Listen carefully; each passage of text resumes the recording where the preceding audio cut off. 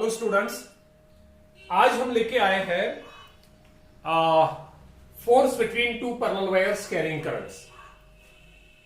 इससे पहले का लेक्चर अगर आपने देखा होगा, अगर आपने इससे पहले का वीडियो देखा होगा तो हमने एक सिंगल वायर को लिया था, उसमें करंट चलाई थी, तो हमने देखा था कि उस पर एक फोर्स एक्सर्ट होता है and that force is given by F is equal to I L cross B. वो आई एल क्रॉस बी के बराबर होता है। ठीक, ये I जो है this is the current flowing through the conductor जिसपे फोर्स लग रहा है। याद रहे ये F जो है ये फोर्स ऑन द कंडक्टर है और ये I जो है ये करंट उसी कंडक्टर में फ्लो होने वाली करंट है जिस कंडक्टर पे आप फोर्स लगा रहे हो या जिस कंडक्टर पे ये एक्सटर्नल मैग्नेटिक फील्ड फोर्स लगा रहा है। L इसी कंडक्टर की लेंथ है जिस कंडक्टर पे आप फोर्स कैलकुलेट कर रहे हो और B इसका मैग्नेटिक फील्ड नहीं है। किसका? ये कंडक्टर का मैग्नेटिक फील्ड नहीं है। ये मैग्नेटिक फील्ड वो है जो आपने एक्सटर्नली लगाया है या जिसमें आपने बेसिकली इस कंडक्टर को रखा है, जिसको हम एक्सटर्नल मैग्नेटिक फील्ड बोलते हैं।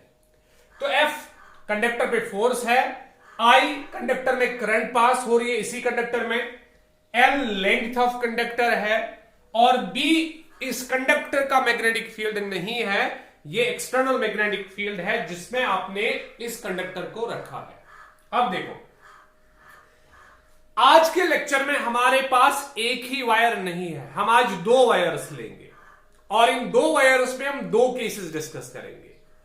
पहला केस हमारा रहेगा कि अगर इन दो वायर्स में करंट पास होगी और वो सेम डायरेक्शन में होगी, और दूसरा केस हमारे पास रहेगा कि अगर इनमें जो करंट पास हो रही है वो अपोजिट डायरेक्शन में फ्लो कर रही है, तब क्या इन दोनों वायर्स पे फोर्स एक्सर्ट होगा? अगर होगा तो कितना होगा? क्या ये वायर्स आपस में अट्रैक्ट होंगे या रिपेल होंगे? आज के लेक्चर की यही सारी कहानी है। देखो बेटा, हमने दो वायर्स कंसिडर की है और दोनों पैरेलल वायर्स है, ठीक है ना? और दोनों वायर्स में पहला केस हम ले रहे हैं कि दोनों वायर्स में करंट सेम डायरेक्शन में फ्लो कर रही है। इसके बाद जो है हम अपोजिट डायरेक्शन में करंट को लेंगे, मतलब इसको ऐसे चलाएंगे, इस वाले को ऐसे चलाएंगे। ठीक, अब पहले ये वाला केस देखते हैं। दोनों वायर्स जो है ये इन्फिनाइट लॉन्ग स्ट्रेट वायर्स है। मैंने इसको भी इन्फिनाइट वायर कंसिडर किया है, इसको भी infinite long straight wire consider किया है, क्योंकि इन्फिनाइट लॉन्ग स्ट्रेट कंडक्टर को हम जानते हैं उसका मैग्नेटिक फील्ड कितना होता है, ठीक है ना? और इन वायर्स के बीच में मैंने डिस्टेंस ऑफ सेपरेशन d रखी हुई है और मुझे देखना है दैट ये इस पे कितना मैग्नेटिक फोर्स एक्सर्ट करेगी और ये वाली इस पे कितना मैग्नेटिक फोर्स एक्सर्ट करेगी, और उन मैग्नेटिक फोर्सेस की डायरेक्शन कैसे होगी। क्या ये दोनों आपस में अट्रैक्ट करेंगे, ये दोनों एक दूसरे की तरफ अट्रैक्ट होंगे या एक दूसरे से दूर चले जाएंगे, वो हमें देखना है। तो ये हमारे आज के लेक्चर की समरी है। हम क्या करेंगे, देखो पहले हम ये जानना चाहेंगे दैट क्या ये वाली वायर जो है क्या इस पे एक मैग्नेटिक फोर्स लगने वाला है कि नहीं, और इस वाली वायर पे मैग्नेटिक फोर्स लगने वाला है कि नहीं। हम क्या जानते हैं? हम जानते हैं दैट जब आपके पास एक करंट कैरिंग कंडक्टर होता है, आपके पास जब एक करंट कैरिंग कंडक्टर होता है और जब उस करंट कैरिंग कंडक्टर को एक्सटर्नल मैग्नेटिक फील्ड में रखा जाता है, इससे पहले का वीडियो, जब उसको एक्सटर्नल मैग्नेटिक फील्ड में रखा जाता है तो उस कंडक्टर पे एक मैग्नेटिक फोर्स लगता है जो आई एल क्रॉस बी के बराबर होता है। F is equal to I L cross B, जो मैंने लेक्चर के इंट्रोडक्शन में आपको बोला था कि जो एक कंडक्टर पे लगने वाला फोर्स होता है that's given by F is equal to I L cross B, ये आप जानते हैं। अब सवाल है सर क्या यहां पे कंडीशन ऐसी है, क्या इस पे फोर्स लगेगा, क्या ये एक एक्सटर्नल मैग्नेटिक फील्ड में प्लेसेड है, क्या ये वाला एक्सटर्नल मैग्नेटिक फील्ड में प्लेसेड है? क्योंकि ये वाला कंडक्टर तब फोर्स एक्सपीरियंस करेगा जब इसको एक्सटर्नल मैग्नेटिक फील्ड में रखा जाएगा, लेकिन एज सच हमें कोई भी मैग्नेटिक फील्ड नहीं दिख रहा है, यहां पे भी हमें कोई मैग्नेटिक फील्ड नहीं दिख रहा है। लेकिन हम जानते हैं दैट एक करंट कैरिंग कंडक्टर जो है वो एक मैग्नेटिक फील्ड को प्रोड्यूस करेगा। ये वाला कंडक्टर भी एक मैग्नेटिक फील्ड को प्रोड्यूस करेगा, ये वाला कंडक्टर भी एक मैग्नेटिक फील्ड को प्रोड्यूस करेगा। दोनों कंडक्टर्स मैग्नेटिक फील्ड्स को प्रोड्यूस करेंगे। Current carrying conductor is a source of magnetic field. ये भी एक मैग्नेटिक फील्ड को प्रोड्यूस करेगा और ये भी एक मैग्नेटिक फील्ड को प्रोड्यूस करेगा। ठीक है ना? इसका मैग्नेटिक फील्ड इधर ऐसे ऐसे होगा, ऐसे ऐसे होगा, ऐसे ऐसे होगा, इधर तक पहुंच जाएगा। मतलब जो आपके पास दूसरा कंडक्टर है, जो आपके पास दूसरी कंडक्टिंग वायर है, इसको basically magnetic field of first conductor में रखा गया है। मतलब जो ये कंडक्टर मैग्नेटिक फील्ड प्रोड्यूस करेगा, बोलो कौन सा? सर पहला वाला कंडक्टर। जो ये मैग्नेटिक फील्ड प्रोड्यूस करेगा, उस मैग्नेटिक फील्ड को जैसे, या उस मैग्नेटिक फील्ड में जैसे सेकंड कंडक्टर को रखा गया है। ठीक है ना? क्योंकि इसका मैग्नेटिक फील्ड यहीं तक नहीं होगा, इसका मैग्नेटिक फील्ड बहुत दूर तक होगा, तो हमने इन वायर्स को एक दूसरे के बहुत नजदीक रखा है, तो ये सेकंड वायर फर्स्ट के मैग्नेटिक फील्ड के इफेक्ट में आती होगी। और शाबाश, सेकंड वायर जैसे फर्स्ट के मैग्नेटिक फील्ड के इफेक्ट में आती है, वैसे ही फर्स्ट वायर सेकंड के मैग्नेटिक फील्ड में आती है। तो जरा बताओ, यहां पे एक्सटर्नल मैग्नेटिक फील्ड का काम कौन करेगा? सर यहां पे एक्सटर्नल मैग्नेटिक फील्ड का काम करेगा जो ये मैग्नेटिक फील्ड प्रोड्यूस करेगी। कौन सी वायर? पहली वाली वायर। कहां पे? सेकंड वायर के पास में। और यहां पे कौन एक्सटर्नल मैग्नेटिक फील्ड का काम करेगा? सर यहां पे काम करेगा ये इसका मैग्नेटिक फील्ड जो यहां पे प्रोड्यूस होगा। ठीक है ना? तो ये जो मैग्नेटिक फील्ड प्रोड्यूस करेगा यहां पे उसमें ये वाली वायर रखी गई है, और ये जो मैग्नेटिक फील्ड प्रोड्यूस करेगा यहां पे उसमें ये वाली वायर रखी गई है। तब तो हम जानते हैं, जब भी एक करंट कैरिंग कंडक्टर या वायर को एक्सटर्नल मैग्नेटिक फील्ड में रखा जाता है तो उस पे एक मैग्नेटिक फोर्स लगता है। मतलब इस पे भी एक मैग्नेटिक फोर्स लगेगा क्योंकि ये इसके मैग्नेटिक फील्ड में रखी गई है। इस पे भी एक फोर्स लगेगा, मैग्नेटिक फोर्स, क्योंकि ये इसके मैग्नेटिक फील्ड में रखी गई है।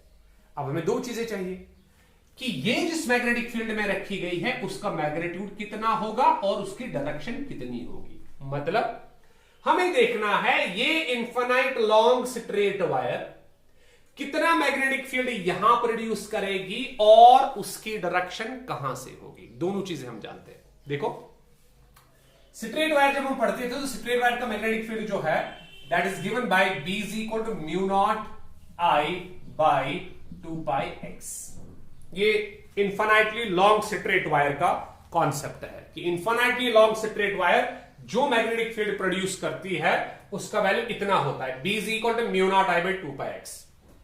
I जो है I करंट होती है इस कंडक्टर में जो ये मैग्नेटिक फील्ड प्रोड्यूस कर रहा है। X होती है कि आप कितनी दूर इस मैग्नेटिक फील्ड को देखना चाहते हो। हम इसके मैग्नेटिक फील्ड को देखना चाहते हैं।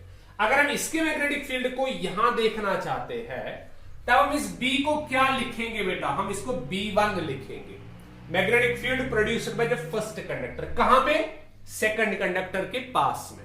कितना होगा वो? सर एक तो म्यू नॉट होगा, I के बदले I1 लिखा जाएगा। I के बदले I1 लिखा जाएगा। जो ये कंडक्टर प्रोड्यूस कर रहा है मैग्नेटिक फील्ड, इसमें करंट कितनी है, डिवाइडेड बाय 2π, और x के बदले लिखा जाएगा d कि ये कितनी दूरी पे हमें देखना है। हमें तो इधर देखना है। इधर का मतलब कितनी दूर? d डिस्टेंस दूर। तो इसका मतलब यहां पे जो मैग्नेटिक फील्ड होगा जिसमें ये सेकेंड कंडक्टर रखा जाएगा उसका जो मैग्नीट्यूड होगा वो होगा mu naught I1 by 2πd। तो यहां पे मैग्नेटिक फील्ड कितना होगा? Mu naught I1 by 2πd। एक तो मैग्नीट्यूड मिला, अब डायरेक्शन चाहिए। देखो डायरेक्शन हम राइट हैंड पाम रूल से डिफाइन करते हैं। पाम रूल बताता है आप अपने थंब को पॉइंट करो along the direction of current in the conductor. Current ऊपर की तरफ जा रही है, करंट ऊपर की तरफ जा रही है। अपने फिंगर्स को उस डायरेक्शन में या उस पॉइंट की तरफ ले जाओ जिस पॉइंट पे आपको मैग्नेटिक फील्ड इंटेंसिटी कैलकुलेट करनी है। हमें यहां चाहिए मैग्नेटिक फील्ड इंटेंसिटी। देखो ये करंट की डायरेक्शन है, ये पॉइंट की डायरेक्शन है, तो पाम पे परपेंडिकुलर अंदर की तरफ करंट की डायरेक्शन है, फिंगर टिप्स उस पॉइंट की तरफ जहां पे आपको चाहिए मैग्नेटिक फील्ड इंटेंसिटी, तो यहां पे चाहिए तो उसी तरफ करंट, मैग्नेटिक फील्ड, पाम पे परपेंडिकुलर अंदर की तरफ देखो, तो इसका मतलब ये B1 जो है जिसका वैल्यू हमने निकाला कितना, mu naught I1 by 2 pi d, mu naught I1 by 2 pi d, ये बेसिकली ऐसे होगा सर, कैसे, क्रॉस, क्रॉस मतलब किधर, इनवर्ड्स। तो ये वाला कंडक्टर जो आप देख रहे हो इतने मैग्नेटिक फील्ड में रखा गया है और उसके डायरेक्शन इनवर्ड्स है, ये वाला आ गया। अब देखो इसी तरह से ये वाला आ जाएगा। अब देखते हैं सेकेंड वायर कितना मैग्नेटिक फील्ड प्रोड्यूस करेगी, यहां पे सेकेंड वायर, तो सेकेंड वायर में B1 के बजाय क्या लिखा जाएगा सर, B2 लिखा जाएगा। अच्छा करंट कितनी है, क्या I1 है क्या I2, सर उसमें तो करंट I2 है, तो I1 के बदले I2 लिखा जाएगा। 2 पाई, और कितनी दूर देखना है सर, हमें तो फिर से d डिस्टेंस दूरी पे देखना है, यहां पे d डिस्टेंस की दूरी पे, इसका मतलब यहां पे भी म्यू नॉट I1 के बजाय mu naught I2 by 2 pi d होगा। अब डायरेक्शन चाहिए, देखो डायरेक्शन, ये हमने अपना thumb along the direction of current रखा, अब हमें फिंगर टिप्स को टर्न करना है उस पॉइंट की तरफ जहां पे हम डायरेक्शन निकालना चाहते हैं। हमें ये पॉइंट दिया गया है, तो हम फिंगर टिप्स ऐसे नहीं रख सकते, हमें इनको मोड़ना है। देखो ये मैंने मोड़ा, ये करंट की डायरेक्शन, देखो ये करंट की डायरेक्शन, ये मैंने फिंगर टिप्स खोले पॉइंट की तरफ, पाम पे परपेंडिकुलर आउटवर्ड्स, देखो इससे पहले इनवर्ड्स था, अब आउटवर्ड्स। तो यहां पे जो मैग्नेटिक फील्ड प्रोड्यूस होगा वो B1 नहीं होगा, वो B2 होगा। तो B2 की वैल्यू कितनी होगी सर, यहां पे होगा B2 इज इक्वल टू, बोलो बोलो, mu naught I2 by 2 pi d, हाँ mu naught I2 by 2 pi d, ऐसे लिखूंगा मैं। So B2 is equal to mu naught I2 by 2 pi d, B2 is equal to mu naught I2, ये mu naught I2 by 2 pi d होगा, लेकिन बेटा होगा dot outwards, ये होगा क्रॉस इनवर्ड्स। अब थोड़ा सा फिर से हम समझेंगे। तो ये दूसरा कंडक्टर जो है सेकंड कंडक्टर, इसको मैं पहला कंडक्टर नाम दूंगा, इसको मैं सेकंड कंडक्टर नाम दूंगा, Roman first and Roman second, ठीक। ये पहला कंडक्टर है, ये दूसरा कंडक्टर, चलो 1 2 लिखते हैं। ये पहला कंडक्टर है, दिस इज फर्स्ट कंडक्टर और this is second conductor. So first conductor is placed in an external magnetic field B2 produced by the second conductor, and second conductor is placed in the magnetic field B1 produced by the first conductor. The only difference is that यहां पे magnetic field अंदर की तरफ है और यहां पे magnetic field बाहर की तरफ है। अब देखो, अब तो समझ आता है, हाँ sir current carrying wire external magnetic field में है तो फोर्स एक्सपीरियंस करेगी, current carrying wire external magnetic field में है तो फोर्स एक्सपीरियंस करेगी। कितना फोर्स एक्सपीरियंस करेगी आप वो जानते हो, F is equal to I L cross B, कुछ ऐसे। देखो अब यहां पे थोड़ा सा बच्चों में कंफ्यूजन होता है, देखो क्या करना है। ये क्या है, ये फोर्स एक्सपीरियंसड होगा बाय फर्स्ट कंडक्टर और सेकंड कंडक्टर। चलो पहले कंडक्टर के जाएंगे, पहला कंडक्टर कितना फोर्स एक्सपीरियंस करेगा, force exerted by second conductor के मैग्नेटिक फील्ड ने फर्स्ट कंडक्टर पे कितना फोर्स एक्सर्ट किया। अगर ये समझ नहीं आया तो आप सीधे लिख सकते हो कुछ ऐसे, F1 force experienced by first conductor, पहले कंडक्टर ने कितना फोर्स एक्सपीरियंस किया होगा। और फोर्स की रिलेशन हम जानते हैं I L क्रॉस B, हम पहले इसको F लिखेंगे, ये हमारे पास रिलेशन है। अगर इस रिलेशन को पहले कंडक्टर के लिए यूज किया जाए तो इसको ऐसे यूज किया जाएगा, F के बदले F1 मतलब पहला कंडक्टर, उस कंडक्टर की करंट कितनी है, क्योंकि ये I क्या होता है, ये होता है उसी कंडक्टर में कितनी करंट फ्लो कर रही है जिस कंडक्टर पे आप फोर्स निकाल रहे हो। हम पहले कंडक्टर पे फोर्स निकाल रहे हैं तो ये करंट भी पहले कंडक्टर की ही होगी, ये लेंथ भी पहले कंडक्टर की होगी, लेकिन ये भी एक्सटर्नल मैग्नेटिक फील्ड है, वो किसका होगा, पहले कंडक्टर का कि दूसरे कंडक्टर का, सर दूसरे कंडक्टर का। Good. F1 is equal to I के बदले बोलो क्या होगा, उसी की करंट I1, L के बदले उसी के लेंथ, ठीक है ना, क्रॉस B के बदले कौन, B1 की B2, सर B2 कुछ ऐसे। अब देखो ये वायर है और मैग्नेटिक फील्ड आउटवर्ड्स है, ये मैग्नेटिक फील्ड की डायरेक्शन है, देखो ये वायर है, ये मैग्नेटिक फील्ड की डायरेक्शन है आउटवर्ड्स। तो बिल्कुल दिखाई दे रहा है दैट इनके बीच में जो एंगल बनता है वो 90 डिग्रीज बनता है, इसलिए हमने क्या किया, हम इसको ऐसे भी ब्रेक कर सकते हैं, हम इसको ऐसे लिख सकते हैं, मुझे लगता है हम लिखेंगे F1 is equal to I1, L cross B को हम ब्रेक करेंगे, L क्रॉस B2 को, ये मिलेगा F1 is equal to I1 L B2 sine of 90 degree. क्योंकि थीटा एंगल होता है लेंथ के बीच में, लेंथ वेक्टर के बीच में और मैग्नेटिक फील्ड की डायरेक्शन के बीच में। तो आउटवर्ड्स मैग्नेटिक फील्ड है, ये लेंथ वेक्टर की डायरेक्शन है, तो 90 डिग्रीज होगा, साइन 91 के बराबर आएगा। ठीक है ना, तो हम ऐसे निकालेंगे। देखो, तो इसका मतलब सर हमें तो F1 आराम से मिलेगा। F1 इज इक्वल I1 की वैल्यू, L B2 की वैल्यू हम जानते हैं mu naught I2 by 2 pi D, कुछ ऐसे, ये F1 मिलेगा। उसी तरह से F2 निकालेंगे, फिर उनकी डायरेक्शन निकालेंगे, देखते हैं अट्रैक्ट करेंगे या रिपल करेंगे। तो हम कैसे लिखेंगे? देखो, हम कुछ ऐसे लिखेंगे। सी, अगर आप नोट बनाना चाहोगे तो आपको ऐसे लिखना है, फोर्स, हम ऐसे लिखेंगे कुछ ऐसे, consider two wires, consider two parallel infinite long straight, है ना, क्या कंडक्टर्स या wires carrying currents I1 and I2 in the same direction. हम पहले सेम डायरेक्शन में करंट्स चलाएंगे। अब देखो बेटा, हमने क्या किया था अभी, ठीक, फिर स्ट्रक्चर बनाएंगे। नाउ मैग्नेटिक फोर्स कितना एक्सपीरियंस करेगी? Magnetic force experienced by conductor 1। पहला कंडक्टर कितना मैग्नेटिक फोर्स एक्सपीरियंस करेगा? प्लेस्ड इन, जिसको प्लेस कहां पे किया गया है? Placed in the magnetic field, placed in the magnetic field produced by, बोलो किसने प्रोड्यूस किया? प्रोड्यूस्ड बाय, बोलो किसने? Second conductor, produced by conductor 2। वो किसके बराबर होगा? देखो, प्रोड्यूस्ड बाय कंडक्टर 2।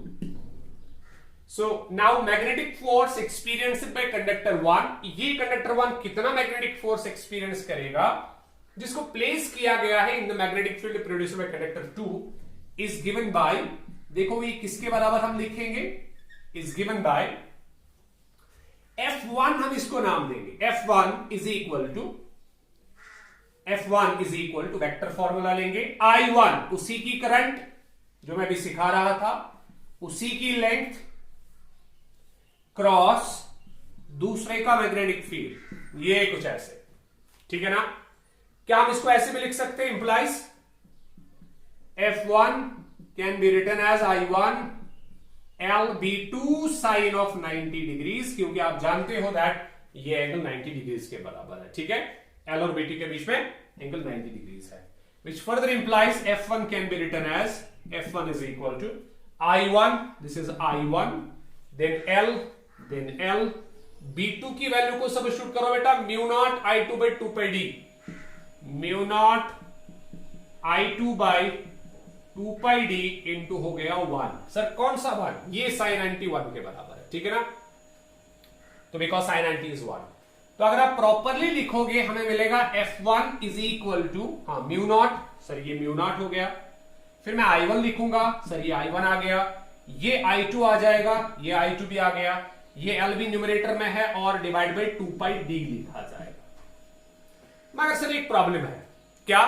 सर आपने तो कंसिडर किए इनफाइनाइट लॉन्ग स्ट्रेट कंडक्टर, फिर लेंथ कैसे डिफाइन होगी? लेंथ तो डिफाइन ही नहीं होगी। हाँ वो तो है, क्योंकि हमने infinite long straight wires consider की है, तो length of the wire discuss नहीं होगी। इसलिए हम क्या करेंगे, हम लेंथ की डिपेंडेंस को खत्म करना चाहिए। हम इसको ऐसे कैलकुलेट करेंगे, हम फोर्स एक्सपीरियंस कैलकुलेट नहीं करेंगे, हम force per unit length experience by the conductor calculate करेंगे पर यूनिट लेंथ। तो लेंथ को हम कॉन्स्टेंट बना रहे हैं, एक यूनिट लेंथ कितना फोर्स एक्सपीरियंस करेगी? L लेंथ इतना फोर्स एक्सपीरियंस करती है, तो एक यूनिट लेंथ कितना फोर्स एक्सपीरियंस करेगी? कुछ ऐसे निकालेंगे। इंप्लाइज F1, इस L को मैं डिवाइड कर लेता हूं, ये L इधर डिवाइड मैंने किया, total force divided by total length read किया जाएगा फोर्स पर यूनिट लेंथ।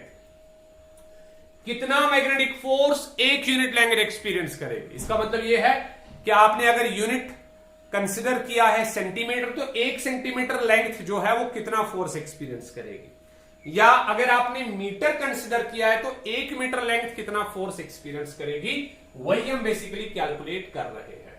तो F1 by L जो है वो किसके बराबर आएगा, mu naught I1, this is I1, then this is I2, this is I2 divided by 2 pi d। तो force per unit length experienced by conductor 1 placed in the magnetic field of conductor 2 is given by F1 by L is equal to mu naught I1 I2 by 2 pi। ठीक है ना। तो हम क्या लिखेंगे यहां पे, देखो बेटा, ये क्या, ये एक्सप्रेशन हमें क्या देगी, ये एक्सप्रेशन हमें क्या देगी, एबो एक्सप्रेशन हमें क्या देगी, कैलकुलेट्स, ये कैलकुलेट करेगी, एबो expression calculates magnetic force per unit length. हाँ, इसमें ये वर्ड जोड़ना पड़ेगा, पर यूनिट लेंथ। इससे पहले सिर्फ मैग्नेटिक फोर्स था, अब हमने लेंथ को डिवाइड किया तो ये बना magnetic force per unit length experienced by, above expression calculates magnetic force per unit length experienced by conductor 1, पहला कंडक्टर प्लेस्ड इन, जिसको रखा गया है in the magnetic field of, magnetic field of conductor 2। इससे क्या हुआ, इससे हमारा लेंथ का कॉन्सेप्ट खत्म हो गया, क्योंकि हम पर यूनिट लेंथ डिफाइन करना चाहते हैं, तो हमने लेंथ को कांस्टेंट बना के रखा है। ठीक है ना। अब हमें लेंथ नहीं चाहिए, हमें सिर्फ फोर्स चाहिए। पर यूनिट लेंथ का मतलब यह है कि हमने लेंथ को कांस्टेंट बना के रखा है, 1 सेंटीमीटर के लिए, 1 मीटर के लिए, 1 मिलीमीटर के लिए, जो भी आप यूनिट को चूज करना चाहोगे। अच्छा ठीक है सर, ये वाला तो हो गया। अब उल्टा जाएंगे, अब ये वाला कितना फोर्स एक्सपीरियंस करेगा। अच्छा, सेकंड कंडक्टर किस में प्लेस किया गया है, फर्स्ट में कि सेकंड में? सर ये फर्स्ट के मैग्नेटिक फील्ड में प्लेस किया गया है कि नहीं? उसको निकालने की जरूरत नहीं है, मैं सिमिलरली लिखूंगा। सिमिलरली देखो, नोट में मैं सिमिलरली लिखूंगा, लेकिन इधर मैं आपको निकाल के दूंगा कि उस पर कितना मैग्नेटिक फील्ड प्रोड्यूस होगा, मैग्नेटिक फोर्स प्रोड्यूस होगा। देखो इधर, इधर देखो, हाँ कुछ ऐसे। तो फोर्स सेकंड कंडक्टर में कितना प्रोड्यूस होगा, आई एल क्रॉस बी। अब ये चेंज हो जाएगी, सेकंड कंडक्टर है तो उसी की करंट, उसी की लेंथ, लेकिन दूसरे का मैग्नेटिक फील्ड, इसका मैग्नेटिक फील्ड वो कितना है सर, वो तो B1 है। अच्छा, B1 मैग्नेटिक फील्ड है आउटवर्ड्स, बाहर की तरफ, क्रॉस सॉरी अंदर की तरफ, और ये कंडक्टर है, देखो कितने डिग्री एंगल पे है सर, 90 पे। तो यहां पे भी एंगल 90 डिग्री है, तो मैं सीधे लिख सकता हूं F2 is equal to I2 L B1 sine of 90 degree. अरे साइन 90 फिर से 1 हो गया, हाँ सर वो तो 1 हो गया। अच्छा, B1 की वैल्यू आपको पता है कितनी है, mu naught I1 by 2 pi D. इसको सब्स्टिट्यूशन यहां पे करेंगे, देखो क्या मिलेगा, F2 की वैल्यू मिलेगी I2 L इंटू B1 की value mu naught I1 by 2 pi D. अगर प्रॉपरली आप देखोगे ये फिर से वही मिलेगा, म्यू नॉट, ये म्यू नॉट हो गया सर, ये I1, ये I1, ये I2, ये I2, ये L divide by 2 pi D, है कि नहीं? सेम एक्सप्रेशन जो इससे पहले निकाली थी। अच्छा, अगर फोर्स पर लेंगे निकालेंगे तो ये लेंगे डिवाइड कर दो, देखो same relation, mu naught I1 I2 by 2 pi D. What does that mean? जितना फोर्स ये एक्सपीरियंस करेगी उतना ही फोर्स ये भी एक्सपीरियंस करेगी। आप करंट कितना भी चलाओ, इसमें कम करंट चलाओ, इसमें ज्यादा करंट चलाओ, कोई इफेक्ट नहीं होगा। ठीक है ना। जितना फोर्स, अगर चाहे इसमें 10 एम्पियर करंट फ्लो हो रही हो और इसमें 100 हो रही हो, या इसी में 100 हो करंट फ्लो हो रही हो, इसमें 5 एम्पियर करंट फ्लो हो रही हो, लेकिन जितना फोर्स पर यूनिट लेंथ ये एक्सपीरियंस करेगा उतना ही फोर्स पर यूनिट लेंथ ये भी एक्सपीरियंस करेगा। मतलब मैग्नीट्यूड ऑफ मैग्नेटिक फोर्स तो सेम होगा। इसने भी एक्सपीरियंस किया mu naught I1 I2 by 2 pi d, ये भी एक्सपीरियंस करेगी mu naught I1 I2 by 2 pi d, लेकिन डायरेक्शन का हम देखेंगे। सो लेट अस सी, पहले हम लिखेंगे similarly magnetic force experienced bye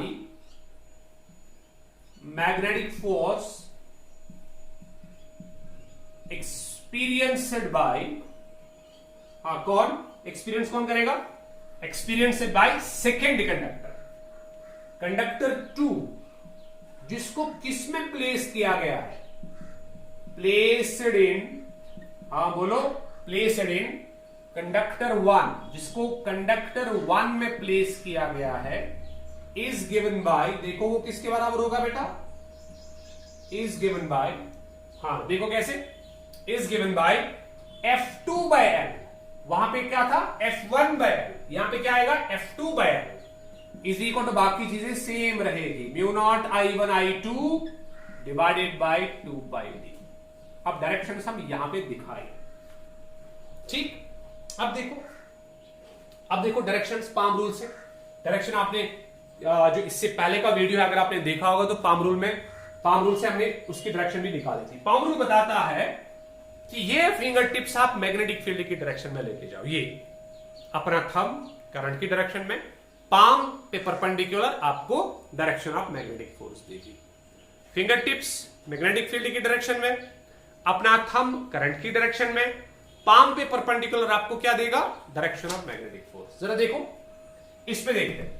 अच्छा, इस पे जो मैग्नेटिक फील्ड लग रहा था वो डॉट था कि क्रॉस था? सर इस वाले पे तो डॉट था, क्योंकि इस वाले पे क्रॉस है, तो डॉट में यहां पे रखता हूं। फॉर एग्जांपल ये डॉट था, डॉट का मतलब बाहर की तरफ, तो मैग्नेटिक फील्ड बाहर की तरफ। अच्छा चलो ये वाला करेंगे, ये वाला करेंगे।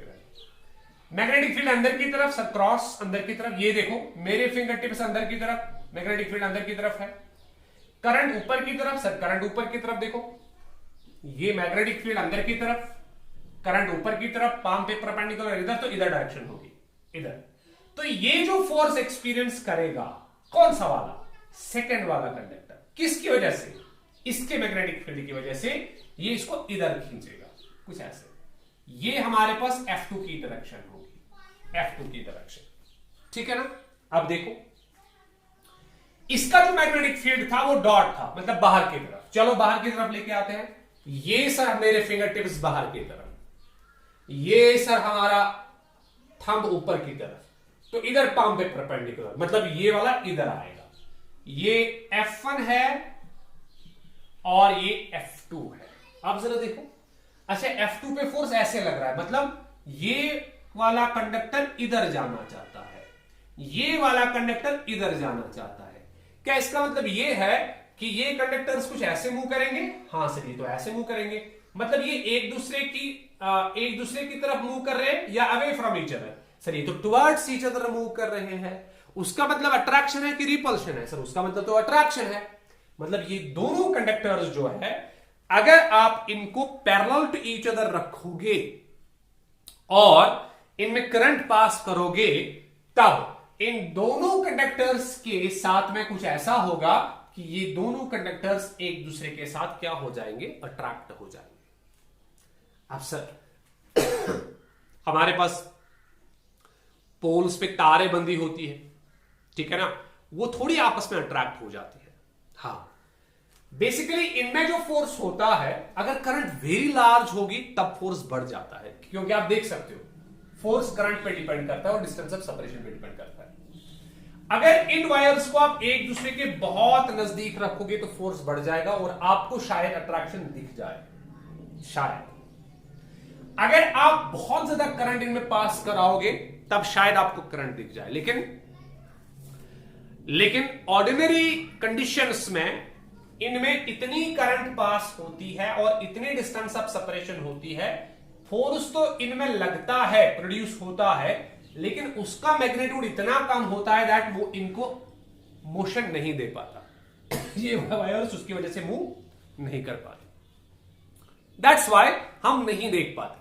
लेकिन अगर आप इन्हीं में करंट का वैल्यू बढ़ाओगे या इन वायर्स के बीच में डिस्टेंस ऑफ सेपरेशन को बहुत कम करोगे, तब इनमें आप वो अट्रैक्शन प्रॉपरली देख पाओगे। तो हमारा पहला कॉन्सेप्ट हो गया दैट अगर आपने वायर्स में करंट दौड़ाई और सेम डायरेक्शन में दौड़ाई, तब ये दोनों वायर्स एक दूसरे पे सेम फोर्स एक्सर्ट करेंगे। जितना फोर्स ये इस पे एक्सर्ट करेगी उतना ही ये भी एक्सर्ट करेगी, फोर्स पर लेंथ, और इस तरह से एक्सर्ट करेंगे दैट ये दोनों वायर्स एक दूसरे की तरफ जो है अट्रैक्ट हो जाएंगे। और देखो, अगर इन दोनों वायर्स में से आप एक वायर का डायरेक्शन ऑफ करंट चेंज करोगे, अपोजिट बनाओगे, मतलब I1 आपके पास ऊपर की तरफ जा रहा था, I2 भी ऊपर की तरफ जा रहा था, अब आप एक काम करोगे, आप दोनों करंट्स में से एक करंट के डायरेक्शन को रिवर्स करोगे। से will reverse the direction of this. अब देखो जरा बेटा, इधर देखो, इसको मैं रब करता हूं, देखो इसको मैं रब करता हूं, वो वाली कंडीशन में वही रखता हूं। अब अगर आप डायरेक्शन को रिवर्स करोगे, डायरेक्शनों को रिवर्स करोगे, तो मुझे एक चीज समझ आ रही है दैट कि करंट तो सेम है, वही करंट फिर से फ्लो कर रही है। I1 इससे भी पहले फ्लो कर रही थी, अब भी फ्लो कर रही है। I2 पहले भी थी, इस टाइम भी है। D पहले भी था, इस टाइम भी है। तो I1 वही है, I2 वही है, D वही है, L वही है, तो फोर्स चेंज नहीं होगा, मैग्नीट्यूड ऑफ फोर्स सेम होगा। सिर्फ फोर्स की, हाँ बोलो बोलो, डायरेक्शन चेंज हो जाएगी। हमें वही डायरेक्शन ऑफ फोर्स अब चाहिए। अब देखो, अब देखो, अगर करंट इसमें ऊपर की तरफ है, ये मैं रब करता हूं, अगर करंट इसमें ऊपर की तरफ है और इसमें नीचे की तरफ है, मैं देखता हूं कि ये जो मैग्नेटिक फील्ड प्रोड्यूस अब यहां पे करेगा, क्या वो इनवर्ट्स होगा क्या आउटवर्ड्स? इससे पहले वो इनवर्ट्स था, अब देखेंगे वो इनवर्ट्स होगा क्या आउटवर्ड्स। जरा देखो सर, अब करंट की डायरेक्शन नीचे की तरफ है, ये देखो, लेकिन अब सर पॉइंट इधर नहीं है, हमारा पॉइंट तो इधर था। इससे पहले हमने क्या किया था, करंट ऊपर की तरफ, पॉइंट ये था, देखो पाम पे परपेंडिकुलर अंदर की तरफ, हमने इधर क्रॉस मारा था। अब देखो करंट नीचे है, पॉइंट इधर नहीं है, पॉइंट उस साइड है, तो इसका मतलब पॉइंट इस साइड है। देखो ये करंट नीचे है, पॉइंट उस साइड है, पाम पे परपेंडिकुलर बाहर की तरफ, तो ये डॉट होगा। अब ये डॉट रहेगा, इससे पहले क्या था, क्रॉस, अब ये क्या बनेगा, डॉट। अब देखो इस वाले पे, सर करंट ऊपर की तरफ है लेकिन पॉइंट इधर है, क्योंकि इसका मैग्नेटिक फील्ड इधर चाहिए, इसका तो सेम रहेगा जो इससे पहले किया था। सर इसका करंट ऊपर की तरफ, ये पॉइंट इधर, तो डॉट, इसका भी डॉट, उसका भी डॉट। इससे पहले क्या था, इधर क्रॉस, इधर डॉट।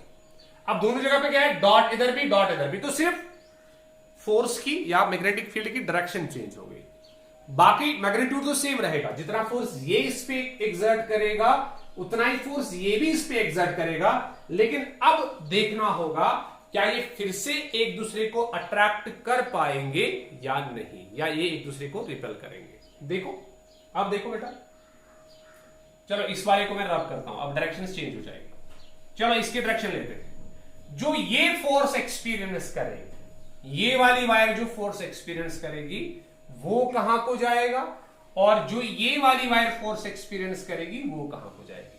ठीक है ना, आपके सामने सब कुछ है। करंट नीचे की तरफ, देखो मैग्नेटिक फील्ड इंटेंसिटी बाहर की तरफ, तो फोर्स निकालना है। पाम रूल देखो, पाम रूल पहले मैग्नेटिक फील्ड को डिफाइन करेगा, सर अंदर की तरफ नहीं बाहर की तरफ। ये देखो, ये बाहर की तरफ, मैग्नेटिक फील्ड बाहर की तरफ, करंट सर ऊपर की तरफ नहीं है, करंट नीचे की तरफ है। ओ, तो इस तरह देखना पड़ेगा। देखो मैग्नेटिक फील्ड बाहर की तरफ, देखो मैग्नेटिक फील्ड बाहर की तरफ, डॉट बाहर की तरफ, करंट नीचे की तरफ, पाम पे परपेंडिकुलर इधर, तो इसका मतलब इस पे लगने वाला फोर्स अब की बार ऐसे होगा अगर करंट अपोजिट डायरेक्शन में। फिर से देखो, मैग्नेटिक फील्ड अंदर की तरफ नहीं बाहर की तरफ, ये मैग्नेटिक फील्ड बाहर की तरफ, लेकिन करंट ऊपर नहीं जा रही, नीचे आ रही है, तो ऐसे मुड़ना पड़ेगा। देखो मैग्नेटिक फील्ड आपकी तरफ, करंट नीचे की तरफ, पाम पे परपेंडिकुलर इधर, तो ये F1 की डायरेक्शन होगी। चलो इस पे मैग्नेटिक फील्ड अंदर की तरफ नहीं बाहर की तरफ, चलो बाहर की तरफ लेके आओ। ये सर बाहर की तरफ मैग्नेटिक फील्ड, करंट ऊपर की तरफ, पाम पे परपेंडिकुलर इधर, तो इस पे लगने वाला फोर्स इधर होगा। देखो बेटा, सिंपल सा कॉन्सेप्ट है। इस टाइम क्या होगा, ये वाली वायर इधर जाना चाहती है, ये वाली वायर इधर जाना चाहती है। क्या एक दूसरे के नजदीक आना चाहते हैं कि एक दूसरे से दूर जाना चाहते हैं? सर ये तो दूर जाना चाहते हैं। क्या उसका मतलब रिपल्शन हो गया कि अट्रैक्शन हो गया? सर ये तो रिपल्शन हो गया। तो इसलिए एक चीज कंफर्म हो गई दैट अगर आपके पास दो पैरेलल वायर्स है कैरिंग करंट, ठीक है ना, दो पैरेलल वायर्स है कैरिंग करंट, अगर उनमें डायरेक्शन ऑफ करंट सेम है तब वो एक दूसरे के साथ अट्रैक्ट करेगी, और अगर उनमें अपोजिट डायरेक्शन उसमें करंट पास हो रही है तब वो एक दूसरे से दूर चली जाएगी, they will repel each other, ठीक है ना। इस कॉन्सेप्ट से हमने और एक चीज हमें और एक चीज पूछी जाती है एग्जामिनेशंस में, उसको बोलते हैं definition of ampere. 1 ampere current कितनी होती है? अब बहुत सारे बच्चे सोचते हैं कि एम्पियर को क्यों डिफाइन करेंगे, है कि नहीं। अगर आपको याद होगा क्लास 11th में आपने पढ़ा होगा current is a fundamental quantity, और फंडामेंटल क्वांटिटीज की हमारे पास परफेक्ट डेफिनेशंस नहीं होती, ठीक है ना। हम उनकी जहां पे हमें मौका मिले हम उनको डिफाइन करना समझना चाहते हैं फंडामेंटल क्वांटिटीज को, मास को डिफाइन करते हैं या किसी और चीज को डिफाइन करते हैं। हम हर किसी जगह पे इन फंडामेंटल क्वांटिटीज को समझना चाहते हैं। जैसे आपने देखा होगा, आपने काइनेटिक इंटरप्रिटेशन ऑफ टेम्परेचर पढ़ा होगा क्लास 11th में, वहां पे हम टेम्परेचर की डेफिनेशन चाहते हैं, टेम्परेचर को समझना चाहते हैं कि टेम्परेचर है क्या, क्योंकि टेम्परेचर भी एक फंडामेंटल क्वांटिटी है। इसी तरह से करंट एक फंडामेंटल क्वांटिटी है, तो हम जानना चाहते हैं क्या हमें यहां पे कोई क्लू मिलेगा कि अगर हम करंट को मेजर कर सके तो कैसे मेजर करें, 1 एम्पियर करंट कितनी करंट होती है। तो डेफिनेशन ऑफ 1 एम्पियर करंट देखो कहां से निकाली हमने, देखो तो इसके बाद हमारे पास है definition of 1 ampere. 1 ampere current की डेफिनेशन हमें चाहिए। हम देखो क्या करेंगे, देखो हम क्या करेंगे,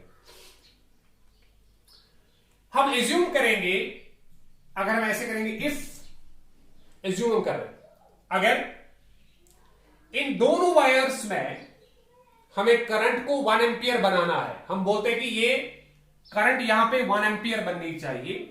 हम लिखेंगे अगर I1 और I2 आपस में बराबर होंगे, और वो दोनों किसके बराबर होंगे, बोलो 1 एम्पियर करंट अगर फ्लो कर रही होगी इसमें, तब उस कंडीशन में क्या होगा। देखो उस कंडीशन में क्या होगा, if I1 is equal to I2 is equal to 1 ampere, ठीक है ना, and D is equal to 1 metre, और उनके बीच में जो डिस्टेंस ऑफ सेपरेशन है वो हम 1 मीटर मान के चले, ठीक है ना। ये हमने मान के चला, ये हम मान के चले हैं, तब देखो क्या होगा, F1/L की या F/L की वैल्यू हम निकालेंगे। अब 1 और 2 लिखने की जरूरत नहीं है क्योंकि दोनों पे तो फोर्स सेम है। फोर्स पर यूनिट लेंगे, ये कितना एक्सपीरियंस करेगी या ये कितना एक्सपीरियंस करेगी, क्योंकि फोर्स पर यूनिट लेंगे दोनों वायर्स इक्वल एक्सर्ट या एक्सपीरियंस करती है। कितना होगा सर, म्यू नॉट की वैल्यू आप सब्स्टिट्यूट कीजिए। म्यू नॉट की वैल्यू होती है 4 पाई इंटू 10⁻⁻⁷। ये म्यू नॉट की वैल्यू है, अरे समझ आ रहा है। इन I1 की वैल्यू 1 है, I2 की वैल्यू 1 है, फिर 2 पाई है, और D की वैल्यू हमने 1 मीटर रखी हुई है। अब ये पाई और ये पाई क्या हो गया बेटा, बोलो कैंसिल हो गया, ये 1 और ये 1 किसी काम का नहीं है, 2 1 जार 2 2 2 जार 4 होगा। तो हम क्या कहेंगे कि फोर्स पर यूनिट लेंथ जो है वो कितना होगा, बोलो 2 इंटू 10⁻⁻⁷, 2 इंटू 10⁻⁻⁷ न्यूटन, इसका न्यूटन पर मीटर डिवाइड बाय मीटर। तो इसका मतलब क्या है, तब आप बता सकते हो कि करंट कितनी है, बोलो 1 एम्पियर, जब दो वायर्स के बीच में फोर्स ऑफ अट्रैक्शन और रिपल्शन, हां, जब दो वायर्स के बीच में मैग्नेटिक फोर्स ऑफ अट्रैक्शन और रिपल्शन पर यूनिट लेंथ कितना होगा, 2 इंटू बोलो 10⁻⁻⁷ न्यूटन पर मीटर। अगर इतना फोर्स इसने इस पे एग्जर्ट किया या इसने इस पे एग्जर्ट किया पर यूनिट लेंथ, इतना फोर्स, तब आपको यह मानना पड़ेगा दैट इन वायर्स में जो करंट पास हो रही है वो कितनी होगी, बोलो बेटा, वो 1 एम्पियर करंट होगी। तो 1 एम्पियर को हमने डिफाइन कैसे किया, current is set to be 1 ampere. देखो करंट को हम 1 एम्पियर कैसे बनाते हैं, डेफिनेशन कैसे बनाते हैं,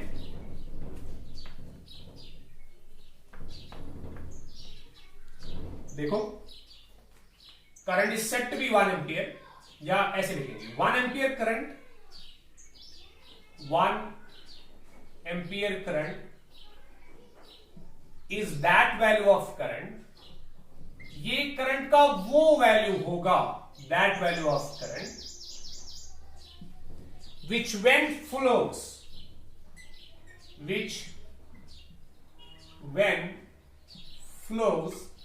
किनके through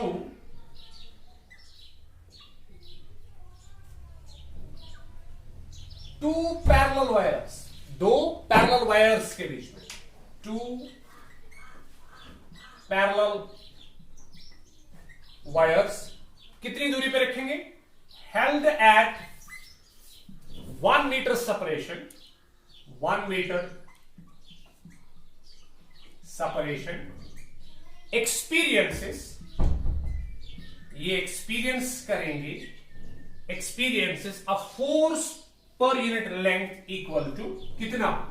experience a force per unit length, a force per unit length of कितना? 2 इंटू, बोलो 2 इंटू, हाँ 10⁻⁻7 न्यूटन पर मीटर। ये हमारे पास कॉन्सेप्ट है। डेफिनेशन ऑफ 1 एम्पियर हमने खत्म किया, force between two parallel conductors carrying current हमने खत्म किया।